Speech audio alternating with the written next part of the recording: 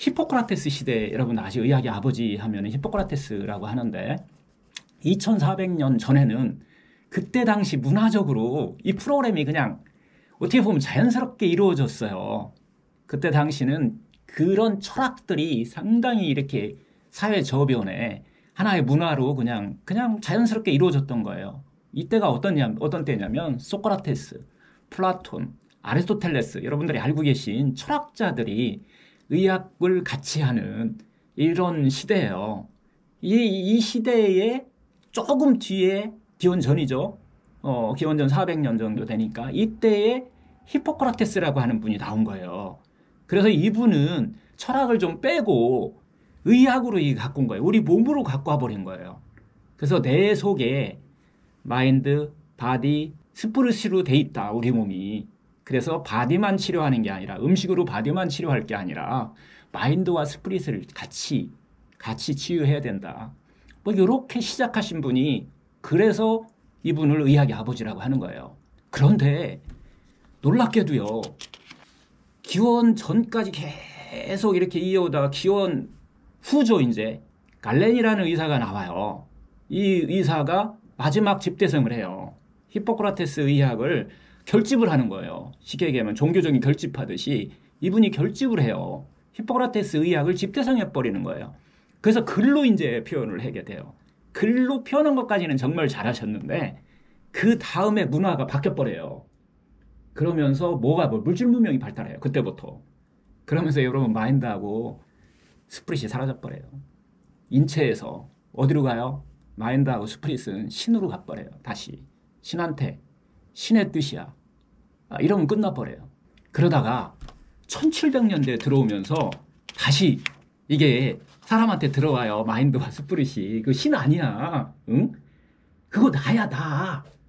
내 마음, 내 영적인 어떤 이런 거에서부터 이게 문제가 오기 시작하는 거야. 신한테 잘못한 거 아니야. 라고 시작한 것이, 학술적으로 보면 이분 이름이 게드론이에요. 게드론. 1701년에 논문이 하나 나와요. 암의 성장과 원인에 관한 논문이라고 해서, 이건 이제 이건 찾아본 거예요. 자료 다 찾아봐. 그 전에 자료가 없어요.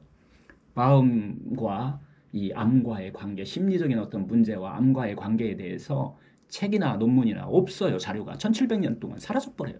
쉽게 얘기하면 그게 이제 하나의 문화라고 보여지는 거예요. 그래서 이분을 비롯해서 1700년대, 1800년대, 200년 동안 이제 새로운 하나의 문화가 형성되려면 금방 안 나타나요.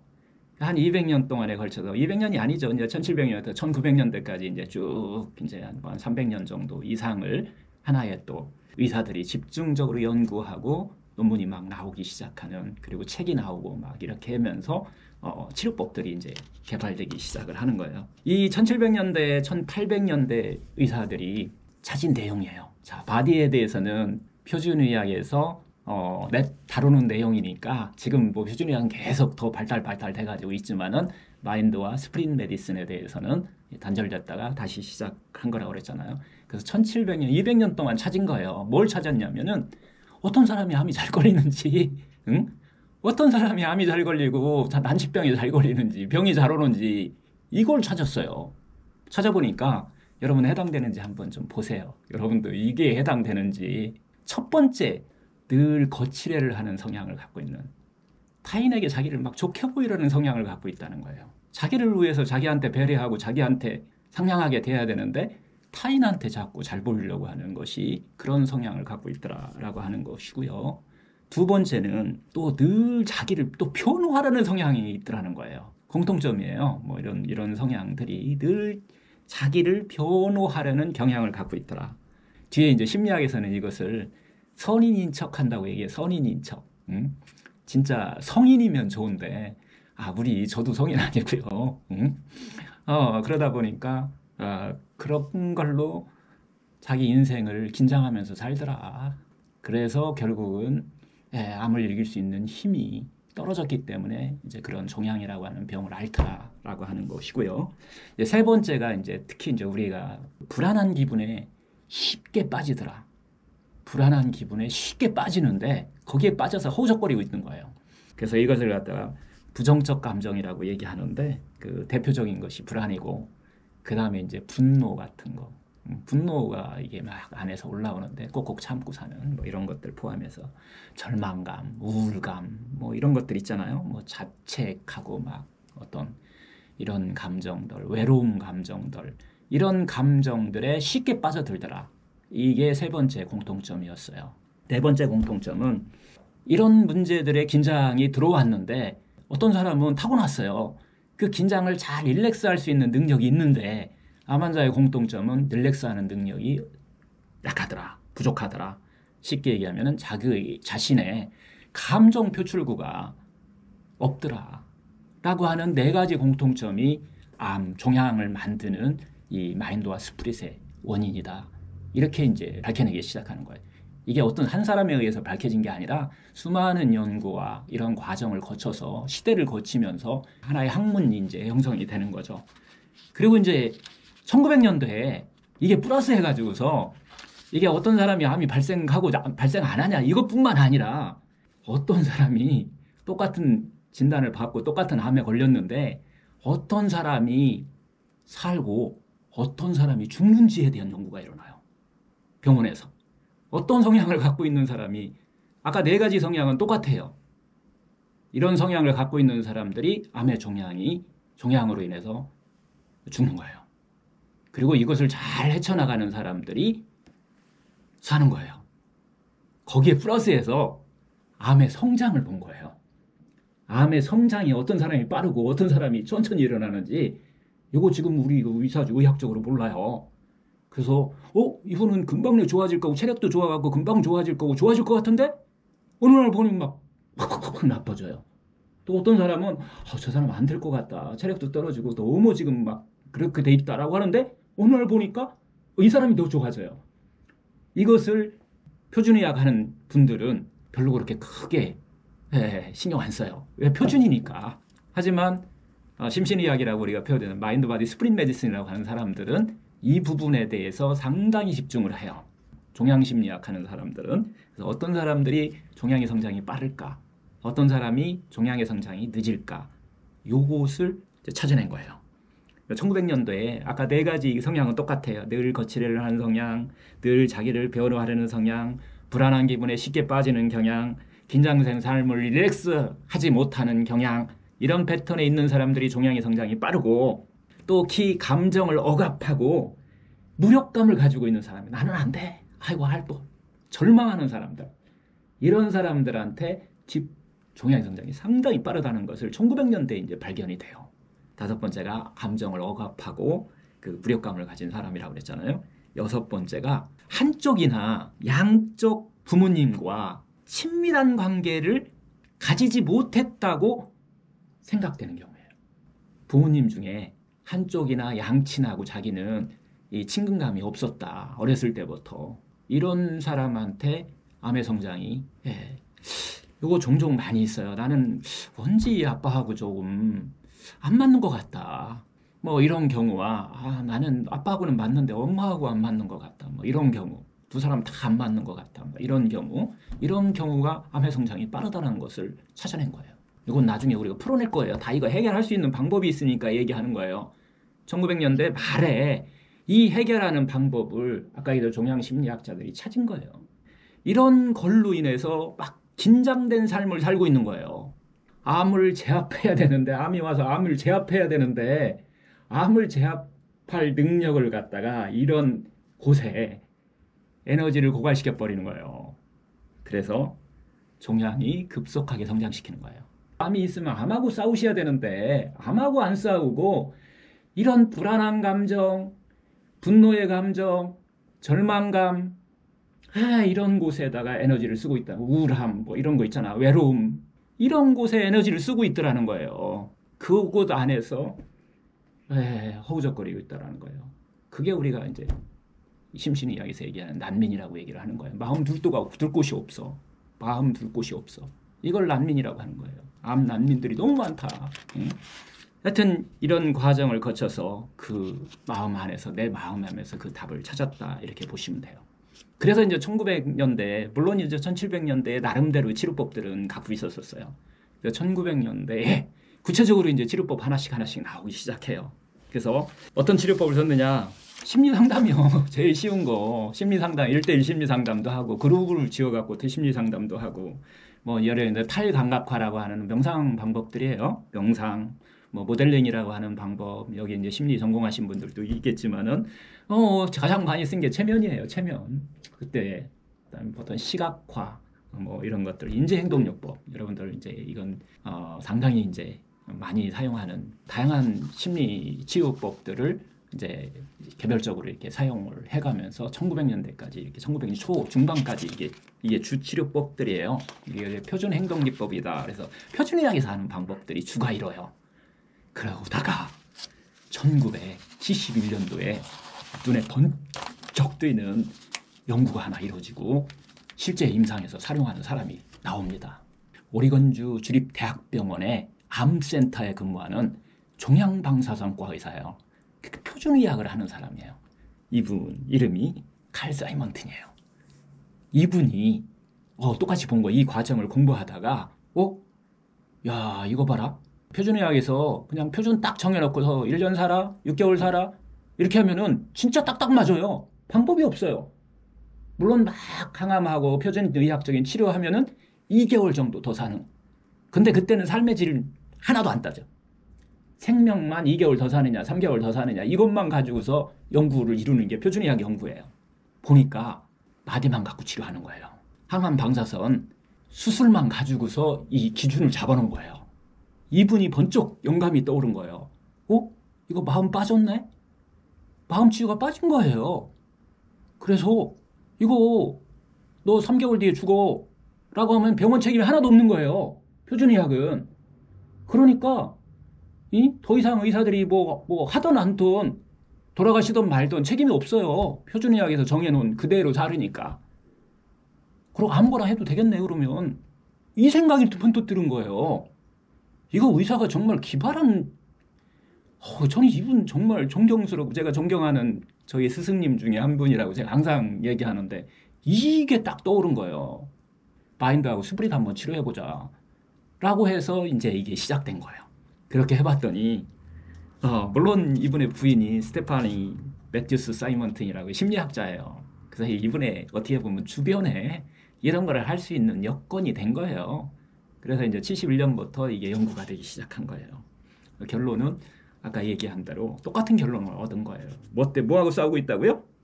거의 대부분 암 환자들이, 종양 환자들이 불안과 두려움과 분노와 절망감과 배신감, 우울, 외로움 등 이런 부정적 감정하고 막 싸우고 있더라는 거예요. 그래서 걔들을 조금 바꿔줬더니 어떻게? 건전한 감정으로. 건전한 우리가 신념이라고 그러는데 이걸로 조금 바꿔줬어요. 7가지의 불건전한 신념을 7가지의 건전한 신념으로 바꾼다라고 하는 이 프로그램을 개발한 거예요. 그래서 임상에서 진짜 보니까 가장 많이 암 환자들이 겪는 불건전한 감정이 뭐였냐면은 공포심이었어요. 이 공포심은 잠재의식 속에 들어있어요. 나는 하나도 아니야. 나는 괜찮아. 나 암 걸려도 아무 문제 없어. 이건 본인 생각이고 실제적으로는 깊은 곳에서 이 죽을지도 모른다라고 하는 이 공포심이 올라온다는 것을 이 사이먼튼이 임상을 하면서 이제 알아낸 거예요. 이 7가지 감정은 사이먼 선생님이 임상하면서 직접 알아본 거예요. 이게 학술적인 문제가 아니라 전에 있는 여러 가지 학문적인 어떤 기반을 가지고서 어떤 감정이 암 환자들을 에너지를 가장 소모하고 있는지, 고갈시키고 있는지, 그래서 암하고 싸워야 될 것을 왜 그런 부정적인 감정에 싸우고 있는지. 첫 번째가 뭐라고요? 공포심이었어요. 공포심, 죽을지도 모른다라고 하는 그 잠재의식 속에 들어있는 것이 유전자에 기록돼 있어요. 보니까 그게 DNA 유전자에 기록돼서 여러분들을 의식하지 못해요. 무의식 속에 들어있다. 자기는 모르는데 안에서 쉽게 우리는 그걸 이제 세포의 어떤 감정이라고 해요. 세포는 살으려고 하고 싶어요. 그런 감정들을 기록되어 있는 것들이 그 속에 싸우고 있더라. 두 번째가 가장 많이 든 순서예요. 절망감입니다. 절망감. 나는 할 수 없어. 나는 이상 견딜 수 없어. 나는 이제 안 될 거야. 지금 병상에서 계신 분 중에서 상당수가 이 절망감에 그거하고 싸우고 있는 거예요. 그 나중에는 잠재의식 속에 쏙 들어가 버리면 내가 그 절망감하고 싸우고 있는지조차도 몰라요. 그게 무의식 속에 유전자 속에 기억돼 버리기 때문에 그래요. 그게 기억돼서 유전자가 변이가 온 거거든요. 그래서 지금도 거기서 허우적거리고 있는 거예요. 그거 바꿔주는 작업을 해본 거예요. 이걸 바꿔준 거고요. 세 번째가 불안이에요. 불안한 감정. 그리고 네 번째가 분노의 감정이었고, 다섯 번째가 죄책감입니다. 죄책감. 내가 옛날에 누군가한테 뭔가 잘못한 것 같고, 신한테 잘못한 것 같고, 특히 종교를 갖고 계신 분들한테 흔히 일어나는 이 현상이 그 죄책감. 그 다음에 여섯 번째가 자책의 감정. 내가 이것만 좀 잘했으면은, 내가 잘못한 것 같아. 그때 뭐만 하면, 그것만 아니었으면은, 이런 거하고 싸우는 감정을 얘기하는 거예요. 일곱 번째 마지막으로 드는 것이 배신감이에요. 옆에 있는 남편이 막 배신한 것 같고, 또 실제적으로 그런 일들이 벌어지기도 하잖아요. 그런 큰 일을 당하고 나서 이 병이 오기 때문에 아까 이야기했듯이 원인이 되기도 하지만 종양의 성장과 또 같이 연결되어 있기 때문에 이 비탄감 같은 거, 우울함, 뭐 이런 것들, 우울감, 이런 감정들하고 싸우고 있더라는 거예요. 그것을 바꿔주는 거예요. 일곱 가지 건전한 신념으로 확 바꾸는 작업을 한 거예요. 이 일곱 가지 건전한 신념 바꾸는 과정을 한번 제가 뭐 강의를 들어갖고 여러분들이 바꿀 수가 없어요. 3개월이라는 과정을 거쳐서 그 시간이 지나가야 돼요. 그래서 여러분들한테 마음의 습관이 그쪽으로 가야 돼요. 마음은 항상 과거의 길랑길로 가요. 아무리 누가 뭐라고 해도 지금 심리 상담을 하시고 뭘 한다해도 집에 가면은 다시 또 길랑길로 가요. 그래서 반복적으로 7가지 건전한 신념으로 바꾸는 작업을 저하고 같이 3개월을 할 거예요. 사이먼 선생님이 그렇게 하셨고, 그 과정을 거쳐서 3개월을 강의와 함께 여러분들이 생활 속에서 그런 습관을 들이는 거예요. 그러면 새로운 길이 나는 거예요. 마음은 항상 길랑길로 가기 때문에 그 길랑길로 가는 것을 지금부터 여러분들이 어디로 간다고요? 지금부터 건전한 쪽으로 갈 수 있도록 저하고 같이 한번 갈 거예요. 저 여행 떠나듯이 재밌게 떠나자. 한번 3개월을 그런 개념으로 이 프로그램이 구성되어 있다. 이렇게 보시면 돼요. 12강까지. 자기가 이 프로그램을 하시다 보면 여러분들이 좋아하는 것을 아마 찾아낼 거예요. 이걸 좋아하라는 것이 아니에요. 여러분 스스로 지금까지 경험하지 못했던 이게 내가 정말 좋아했던 거구나. 이런 거였구나. 라는 것을 찾으실 거예요. 저도 마찬가지. 제가 이제 4회까지 줌 강의는 했지만 실제적으로 이 강의를 시작한 것은, 우리 환자들한테 시작한 것은 한 6년 정도 됐어요. 그래서 아마 여러분들의 안내자로서 아마 여러분들하고 같이 여행을 떠나도, 여러분들이 12주 떠나시고 같이 가시고 나도 잘못 갔다, 여행을 잘못 왔다, 이런 분은 아마 없으실 거니까 편안한 마음으로 같이 하시면 좋을 것 같고요. 자, 이런 과정을 거쳐갖고서 12주 한 테마를 끝나고 나니까 당연히 병원이니까 연구가 됐어요. 159명의 이 참가자가 생긴 거예요. 그래서 이 159명의 참가자를 이제 10년에 걸쳐서 나중에 이게 연구를 하는데, 초반에 4년간 연구를 해서 연구가 이루어져요. 4년 동안. 71년도 조금 지나가지고서 이제 71년도에 시작을 했기 때문에 초반에 1, 2년 정도를 이런 과정을 거친 다음에 그 다음에 이제 환자 모집을 해가지고서 4년 동안 정리해서 81년도에 발표를 해요. 어디다 발표를 하느냐? 세계 정신의학회에다 발표를 해요. 81년도 2월에 호주에서 있는 세계 정신의학회, 계속 정신의학회는 나라별로 이렇게 돌아가면서 하는데 그 2월에 발표를 하게 돼요. 그러면서 세계 정신의학계에 뒤집어져 버린 거예요. 그때까지만 해도 마음 갖고 보이지 않는 거 갖고 뭘 치료한다고? 또 미신 같은 것이잖아요. 비과학적인 걸 가지고서 또 사람 현혹하네 했는데, 이건 종양방사선과 의사가 병원 안에서 한 데이터이기 때문에 이건 누가 이걸 걸 수가 없어요. 대신 진짜야? 이렇게 접근한 거예요. 그리고 나서 그 다음에 바로 이것을 그대로 똑같은 재현을 했어요. 어디에서? 미국에서 스탠포드하고 버클리에서 해버렸어요. 그 대학병원에서 딱 해보니까 결과가 똑같아요. 결과가 어떤 결과냐고요? 총 159명을 했는데 14년간 한 거예요. 그 뒤로까지 계산하면은 38개월로 늘어나요. 평균 수명이 12개월짜리가 12개월 딱 평균 수명이 12개월인 사람들만 표준의학적으로 뽑아서 159명을 검사한 거예요. 이 프로그램을 한 거예요. 표준의학이요. 정말 정확해요. 검사가요. 12개월이라고 하면은 그 전으로 왔다 갔다 해요. 표준의학만 하시면. 그런 사람들을 그룹을 한 그룹 붙이고 또 반대 그룹 이런 이 프로그램을 한 그룹을 또 나눠 가지고서 두 그룹을 나눠서 이제 실험을 하게 되는데 결론부터 얘기하면 4년 이후에 생존해 있는 사람이 63명이 생존해 있어요. 63명이. 그럼 계산해 보면 이게 38점 몇 퍼센트 돼요.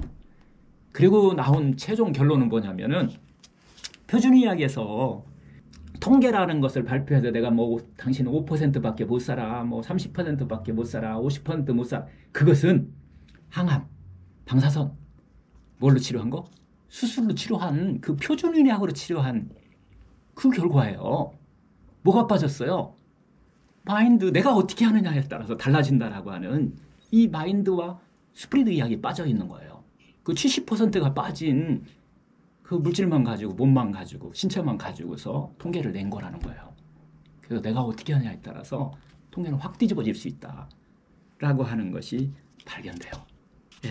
63명이 생존해 있고, 그 다음에 그거보다 더 중요한 것은 이분들 직장 다니면서 병원에서 직장 다니면서 한 사람들이 있고, 병원에서 그냥 쉬면서 놀면서 한 사람도 있고요. 전부 다 삶의 질이 가장 거의 암에 걸리기 전보다 더 좋았다는 거예요. 삶의 질이. 지금 유럽에 가니까 제가 그래서 당신들은 그러면은 아까 그 어느 병원이었죠? 아카디아인가 어딘가 어느 병원에 추리 스위스에 있는 병원이에요. 제가 질문을 했어요. 너네들은 그렇게 종양심리학부까지 있고 하면은 심리가 같이 한다고 그러면은 그렇게 한 사람과 아는 사람의 통계 니네들은 갖고 있느냐? 그렇게 물어보니까 그 통계는 아직 못 내고 있지만 정확한 것은 삶의 질의 변화가 일어나는 건 확실하다. 그래서 안 할 수 없다 이것은. 그리고 뭐 삶의 질이 좋아졌으니까 뭐 컨디션이 좋아졌다는 거잖아. 면역이 더 좋아졌다는 얘기잖아요. 그리고 수명을 연장하는 것까지는 확실하더라. 그 나머지는 정확한 통계는 너무 확실한 건데 뭘 이걸 또 통계를 또 내냐. 그렇게 제가 답변을 들었는데요. 그래서 영감을 저도 이제 갔다 오면서 그거 지식이 없어서 간 게 아니고 뭐 하는지 제가 벌써 그 병원의 홈페이지 들어가면 이런 지식적인 것은 전부 다 나와요. 그 병원에 막 자기 자랑 막 하니까. 그래서 이미 다 프린트 해가지고서 그 병원에서 뭐 하고 있는지는 그냥 다 우리가 의학이라는 게 정해져 있잖아요. 그래서 그런 거 하는구나라고 하고 그 지식을 배우러 간 게 아니라 뭔가 한국에서 할 수 있는 영감을 이제 저는 얻으려고 간 거예요. 그래서 이제 한국에서 이거 빨리 하자. 이렇게 해서 우리 좀 전체적인 주변의 문화를 좀 이렇게 좀 해서 좀 릴렉스 할 수 있는 삶을 살 수 있도록 우리 사회를 조금 한번 바꿔보자. 이런 차원에서 제가 이제 막 적극적으로 이제 막 하게 돼 있는 거예요. 그래서 저는 이거 할 때 정말 기뻐요. 이게 막 해야만 된다 이런 게 아니라 이거 하고 싶다. 하고 싶다.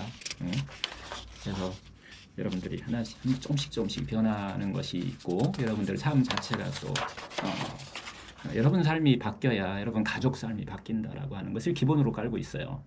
여러분이 안 바뀌고 가족만 바꿔달라고 하면은 이건 우리가 수천 년 동안 안 바뀐다는 거 알고 있잖아요. 그래서 여러분은 우리가 스스로 릴렉스한 삶을 살 수 있도록 그게 바로 치료인데 우리는 너무 암이라는 병의 신체적인 재앙으로만 받아들였지 그것을 내한테 재앙이 왔다라고만 그리고 그걸 치료하기 위해서 탐진치에 빠져 있어. 돈 많이 내서 그리고 또 난민이 돼 있어 기준이 안 서 있으니까. 그래서 마음의 기준을 딱 세우시면 절대로 흔들림 없이 그냥 내가 살고 싶은 대로 갈 수 있는 그런 것들을 만들어주는 프로그램이라고 제가 소개를 좀 드리고 싶어요. 여기까지가 이제 오리엔테이션에서 여러분들한테 전달해드리는 내용이고요. 이제 12강에 걸쳐서 12번에 걸쳐서 여러분들을 그쪽으로 저하고 같이 행복이라고 하는 여러분들 삶의 질, 행복이라고 하는 그곳을 향해서 저하고 같이 여행을 한번 떠날 거예요. 12강 다 그런 내용들이에요. 그래서 자 여기까지 이제 정리를 할 거고요.